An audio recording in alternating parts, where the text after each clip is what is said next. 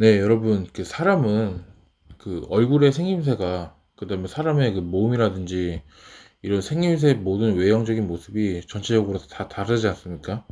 성격도 마찬가지예요. 성격도 마찬가지고, 사람의 생각도 다 다릅니다. 그러면 이 생각 자체가 이 재테크 마인드로 봤을 때, 이 부자 마인드와 가난한 마인드가 저는 존재하자고 그렇게 실제로 있다고 믿고 있습니다. 그래서 제가 좀 돌아다니는 글인데 이걸 한번 보고 여러분들에게 공유를 하면 도움이 될 것 같아서 제가 한번 읽어보겠습니다. 어제 저녁에 회사 남자 동기들을 만나 술잔을 기울였습니다. 원래 13명이었는데 이직을 하거나 자기 사업을 시작한 동기들을 제외하니 저를 포함 8명이었습니다. 모두 결혼을 한 40살 근처의 중년 아빠들입니다.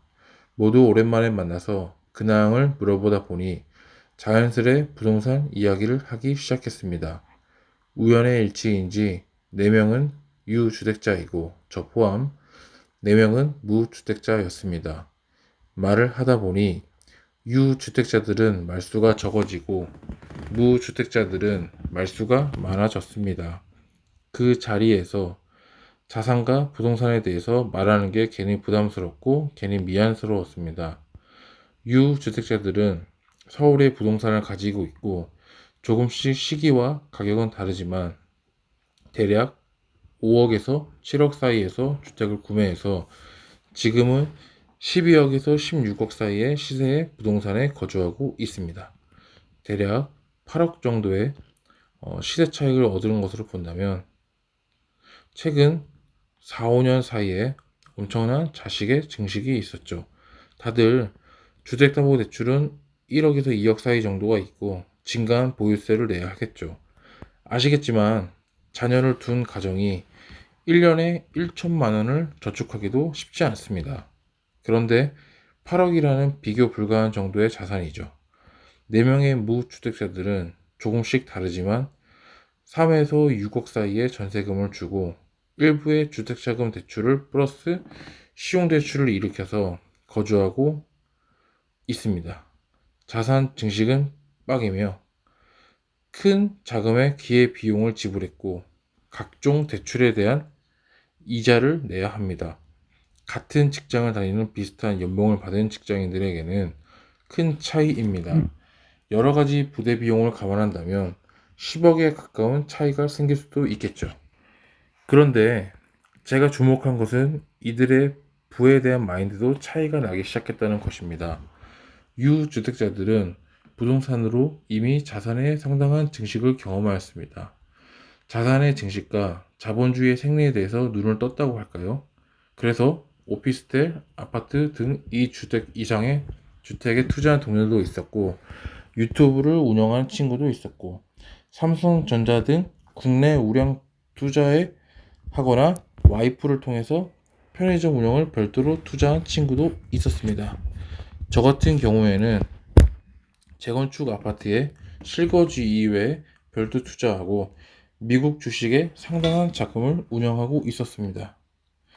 이들은 공통적으로 어떤 투자를 통해 부를 높일 수 있을까를 주로 고민하고 이야기를 합니다.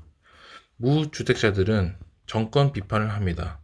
대한민국의 부동산이 정권 탓에 비정상적으로 거품이 끼어 있고 반드시 제 가격, 그게 어떤 가격인지는 모르겠습니다. 제 가격으로 내려와야 하고 내려올 것이라고 생각하고 있습니다.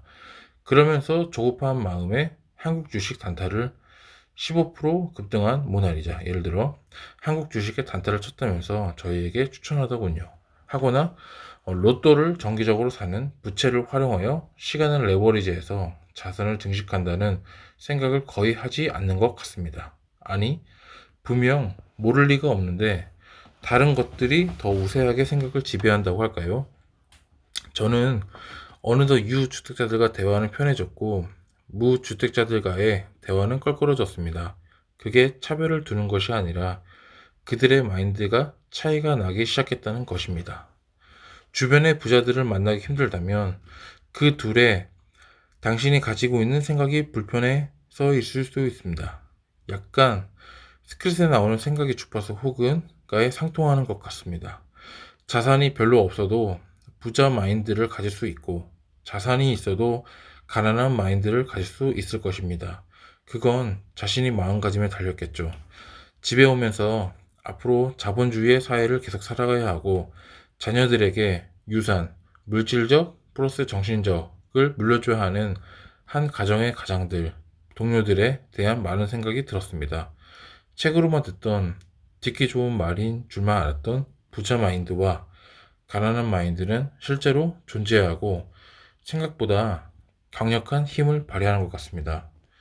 예, 뭐 이런 이야기인데, 저는 전적으로 동의하고, 부자 마인드와 가난한 마인드, 이 시작의 차이는 생각으로부터 출발을 하지만 그 생각의 하나하나 차이가 그런 작은 행동들이 반복이 되고 작은 행동들이 쌓여서 그런 이제 큰 결정에 미치게 되고 그런 결정들이 그런 이제 마지막으로 결과까지 이어지게 된다는 생각을 저도 분명히 동의를 합니다. 여러분들도 이런 조그마한 생각 자체도 좀 긍정적으로 혹은 부자 마인드와 가난한 마인드에 입각해서 좀 생각을 재정비하는 시간이 되셨으면 좋겠다는 마음가짐으로 영상 한번 남겨봤습니다. 부자 마인드, 가난한 마인드 편이었습니다. 감사합니다.